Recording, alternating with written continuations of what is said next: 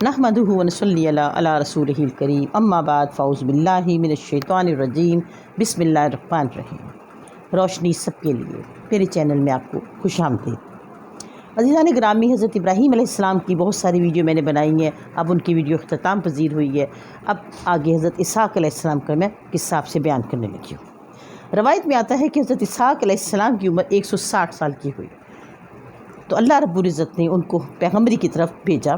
حضرت جبرائیل علیہ السلام کو فرمایا کہ آپ ان کو کنعان کی طرف بھیج دیں اور پیغمبری عطا کی۔ چنانچہ حضرت اسحاق علیہ السلام کنعان کی طرف روانہ ہو گئے اور آپ کو اللہ رب العزت نے پیغمبری عطا کی۔ حضرت اسحاق علیہ السلام کی شادی کنعان کے ایک بہت بڑے سردار ان کی بیٹی سے ہوئی تھی۔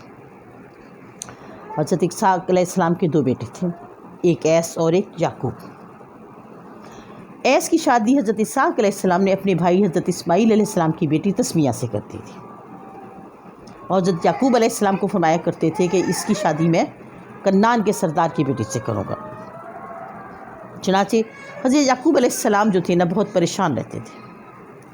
حضرت اسحاق علیہ السلام اپنے بیٹے ایس سے بہت محبت کرتے تھے اور ان کی والدہ حضرت یعقوب علیہ السلام سے بہت زیادہ پیار کرتی تھی۔ حضرت اسحاق علیہ السلام چونکہ نابینا ہو چکے تھے، ایک بار انہوں نے فرمایا کہ ایس صبح کے ٹائم تم جاؤ اور جنگل سے ایک اچھی بکری یا ہرنی کا شکار کرو اور اس کے کباب بنا کر مجھے کھلاؤ، پھر میں تمہارے لیے ایک دعا دوں گا جس سے تمہیں پیغمبری ملے گی۔ یہ باتیں حضرت یعقوب علیہ السلام کی والدہ سن رہی تھیں۔ حضرت ایس صبح کے ٹائم اٹھے اور تیر کمان لے کر جنگل کی طرف چلے گئے۔ جیسے وہ چلے گئے تو حضرت یعقوب علیہ السلام کی والدہ نے اپنے بیٹے یعقوب کو اٹھایا اور کہا کہ فٹافٹ جاؤ ریوڑ سے کوئی موٹی تازی بکری لے کر آؤ اور اس کے کباب بنا کے اپنے والد کو کھلاؤ، تاکہ وہ دعا جو انہوں نے ایس کو دینی وہ تمہیں مل جائے۔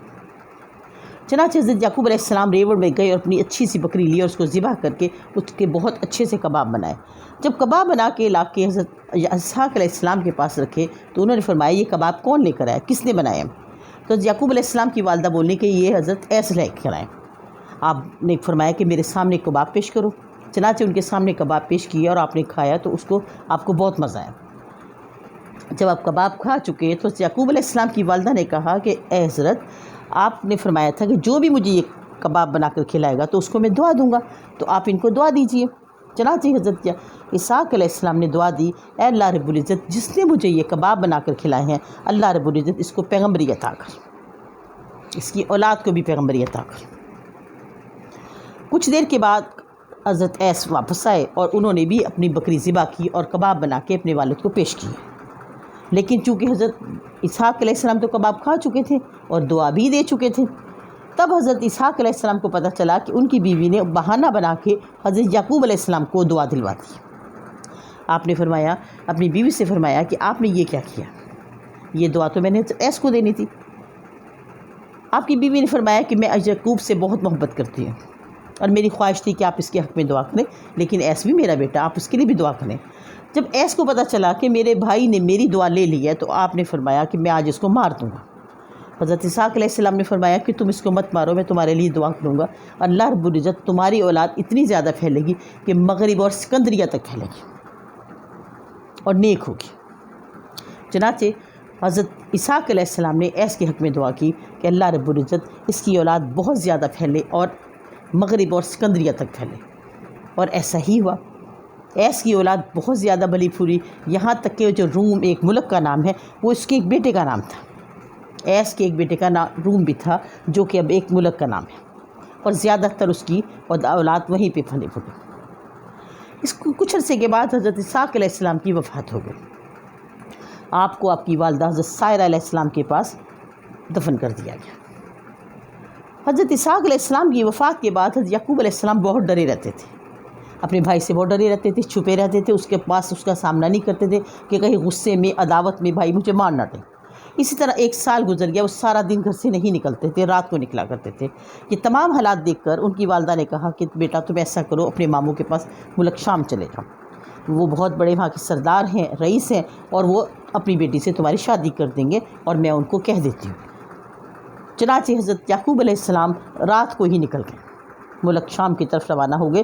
اس لیے ان کو اسرائیل بھی کہا جاتا ہے، اس کی وجہ بھی تسمیہ اسرائیل ہے۔ جب آپ حضرت یعقوب علیہ السلام شام کی طرف روانہ ہوئے اور اپنے ماموں کے پاس پہنچے اور جا کے اپنی ماں کی وصیت بتائی، اپنے والد کی وصیت بتائی اور فرمایا کہ میرے والدین نے مجھے یہاں بھیجا ہے کیونکہ حضرت اسحاق علیہ السلام کی وفات ہو چکی ہے اور ان کی وصیت تھی کہ میں آپ کی بیٹی سے شادی کروں۔ ان کے ماموں نے کہا کہ تمہارے پاس تو کچھ بھی نہیں، تمہارے والد تمہارے لیے کچھ بھی نہیں چھوڑ کر گئے، تو تم کیا دینی حق مہر دو گے؟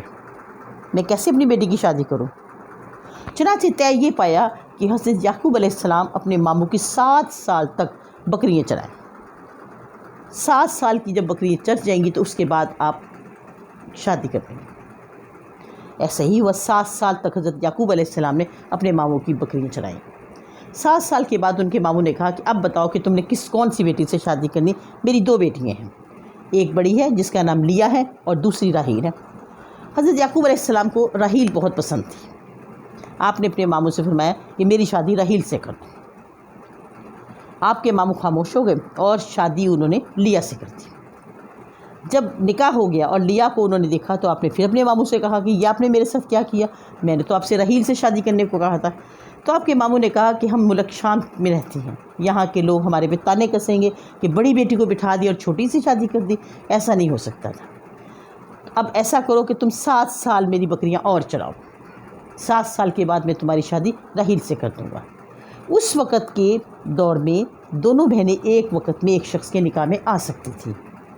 یہ تو میرے اور آپ کے آقا تاجدار کائنات محمد مصطفیٰ صلی اللہ علیہ وسلم کی شریعت میں یہ چیز جائز نہیں ہے، کیونکہ قرآن پاک آخری کتاب ہے اور قرآن پاک میں اس چیز کو ناجائز کہا گیا۔ اس وقت یہ چیز جائز تھی، ایک شخص ایک وقت میں 2 بہنوں کو ایک نکاح میں رکھ سکتا تھا۔ چنانچہ حضرت یعقوب علیہ السلام نے پھر 7 سال تک بکریاں چرائیں۔ 7 سال کے بعد ان کے ماموں نے راحیل سے حضرت یعقوب علیہ السلام کی شادی کر دی۔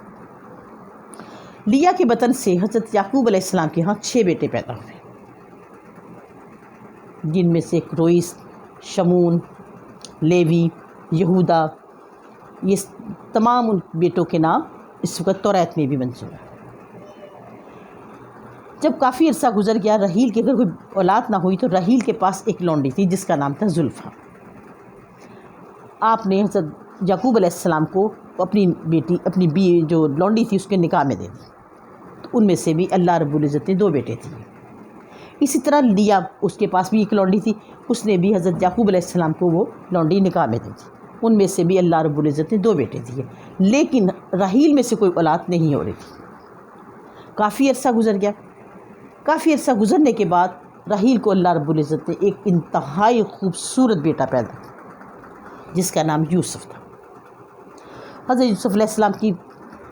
یوسف علیہ السلام کا قصہ قرآن پاک میں بھی ہے، اور آپ کی خوبصورتی کا سارا قرآن پاک میں اس قصہ درج ہے۔